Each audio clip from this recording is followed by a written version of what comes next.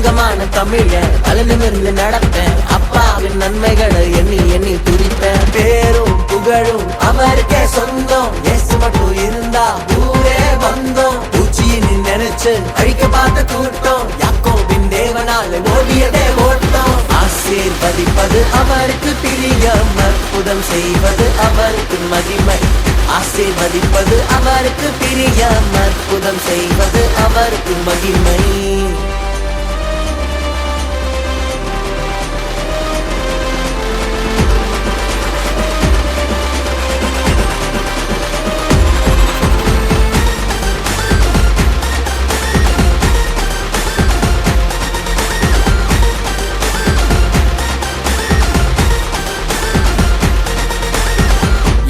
எதிலும் அவர் கரம் படணும்.